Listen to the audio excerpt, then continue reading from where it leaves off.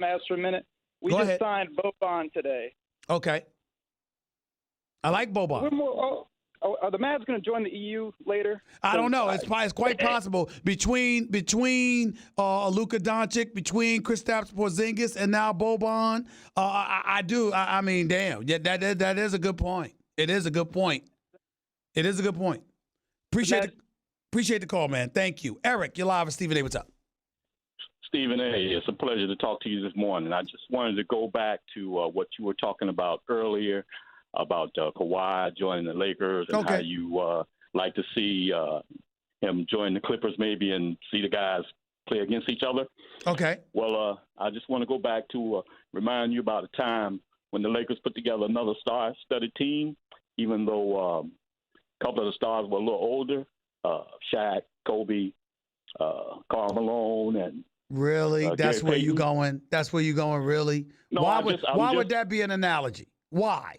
Well, because don't forget that they did go to the championship, but they lost to a team. Your fault. So, listen, I see what you're saying. You talk about when they lost to Detroit. Exactly. Listen, what I'm telling you is this. Karl Malone wasn't Karl Malone anymore, and Gary Payton certainly wasn't Gary Payton anymore. They were a little older. You know, I know they were a little older. They weren't in the primes of their career. That's all I'm trying to say. Okay. I got you. You know better than that. You couldn't compare that. How the hell you going to even bring that up as a comparison with LeBron and AD 26 and Kawhi being 27? I'm not comparing. I'm not really trying to compare. I'm just trying to say that's why they play the game. Even though you might have a super team, don't necessarily mean that you're going to win. That's why they play the game. So in other words, you held on online to get on the phone on the national airwaves to tell me that's why you play the games. That's the best you could do? Just to remind you, because I know you know that. That's the best you could do. To remind me. You called up to be on hold to remind me that they still got to play the games. Wow. That's the best I got today. Happy 4th of July. That's not good enough for you? That's not good enough for me. It's not good enough for me. You can do better than that. Have a good day, though. Enjoy the 4th of July. Don't eat too many hot dogs and burgers, but eat some.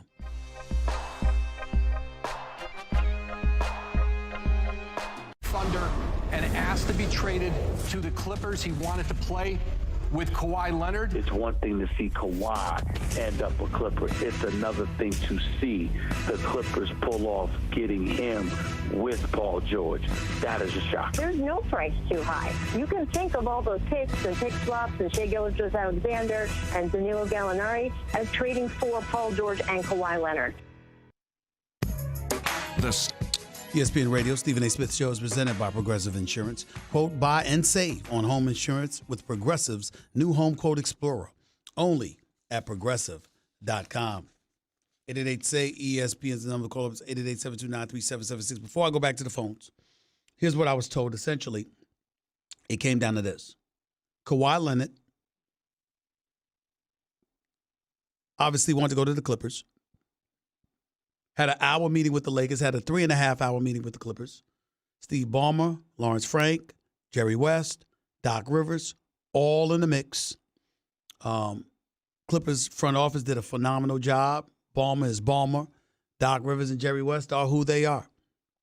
One could argue if the Lakers had Magic Johnson, they might have had a better chance. I don't think so.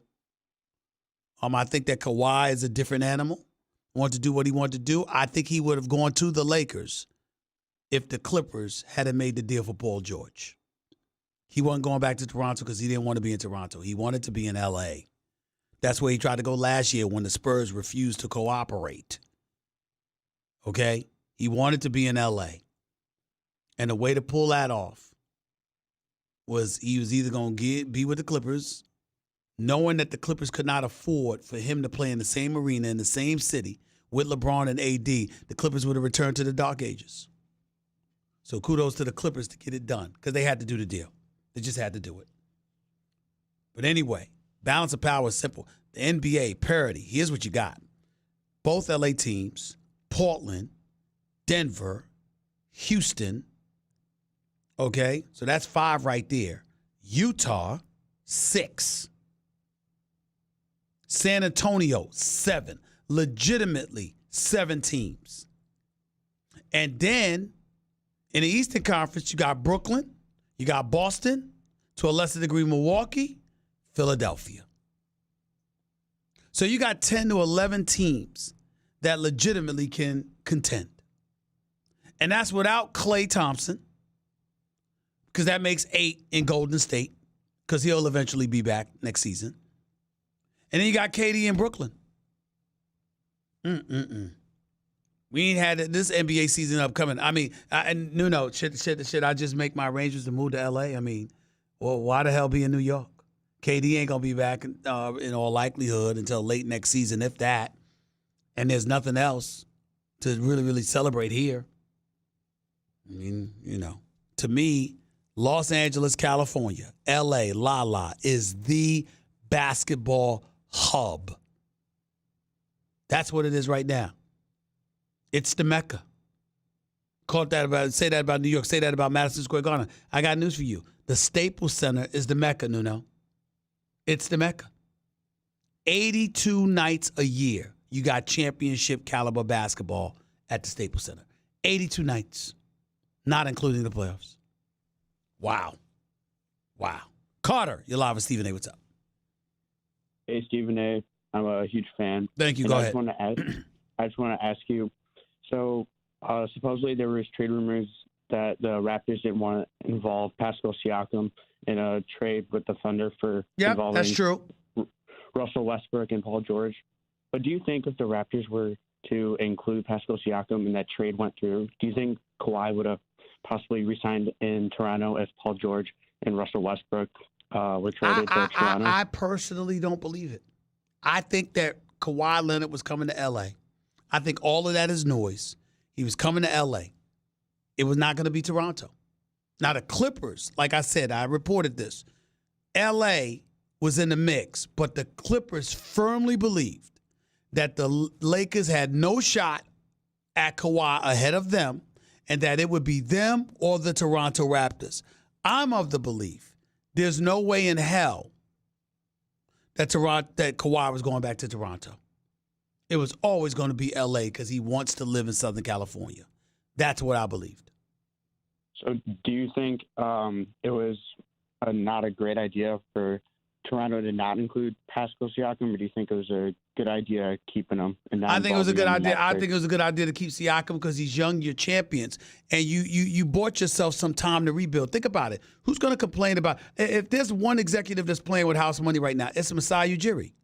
You just won the NBA championship and the NBA Finals MVP left to go out west. So if anybody can make the legitimate case, we're rebuilding, we're retooling, restocking, who the hell is there to question them? Who can do that? Nobody can do that. And that is what you have to remember. All right? Appreciate the call. Carlos, you're live with Stephen A. What's up? How are you, my brother? It's an honor to be in your show. Thank you, man. Thank you for having my phone call. Como está? Love you guys very much, especially you. All right, I got man. one question for you, my brother.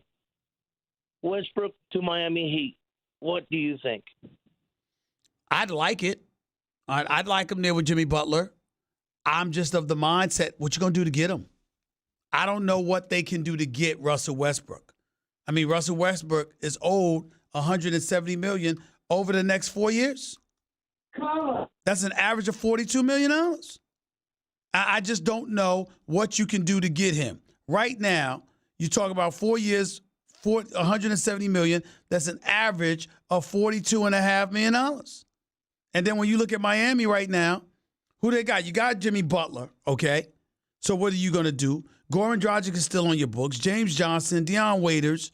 You know, you want somebody to take that salary off your hands if you're Sam Presti in Oklahoma City. I just don't know if Miami's the team that can do it. They'll be a solid team, a good team. If they get Russell Westbrook, they'll be in the mix in the Eastern Conference. I don't think there's any question about that. I just don't know if they can pull it off. Appreciate the call. Let's go to Dave. You're live with Stephen A. Hey, Stephen A., man. First of all, it's a pleasure to talk to you, my man. Thank you. Go ahead. Real quick. Go ahead. Real quick, I want to compare the East to the West. The East always been bad, but now the West is a superpower. that kind of kills the NBA, doesn't it? No, because think about it. Toronto just won the championship, and no team is definitively exponentially superior to the other. Like, for example, if Philadelphia was 100% healthy and they ended up in the finals, all right, against one of the LA teams, look at what you got. You got Horford and Embiid. You got Ben Simmons. You got Tobias Harris. Think about what you got.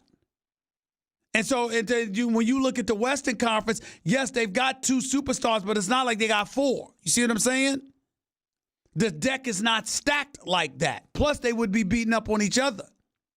And I think a lot of times people get mixed up with that. The East, in comparison to the West, only matters when you're looking at the finals. If you have a superior team out West and somebody comes out the East, can that team in the East compete with that team in the West? I would take Utah and win the East. Say what? So what? Utah could go. Are you ready for this? Are you ready for this? Utah could make it to the Western Conference Finals next year. Absolutely, but they could win the East. But listen to what I'm saying. Because they could win the East, they can challenge to win in the West. So that's a bad example because they can beat almost anybody. Them 2 different things. All right, man. I tried. Have a nice day. I got to run. 888-SAY-ESPN. It's 888-729-3776. What are you saying? There's always going to be a favorite. The question is, can they be beat? If there's a question mark, then that makes it interesting. There's always a favorite in every sport. That doesn't. The issue is not whether or not somebody's a favorite. The issue is the balance of power so traumatic that you might as well not even play the games. If Kawhi had joined AD and LeBron, that's too much. But 2 of them is fine. Toronto just showed you. You could possibly knock that off. 888-SAY-ESPN, back with your calls and more to close out the show in a minute. This is Stephen A. ESPN Radio, ESPN News. By the way, if you missed any of the show today, go check it out on demand in the Stephen A. Smith podcast, brought to you by Eno, the Capital One assistant that catches things that might look wrong with your credit card, sends an alert to your phone, and helps you fix them. Hey, what's in your wallet? See CapitalOne.com for details.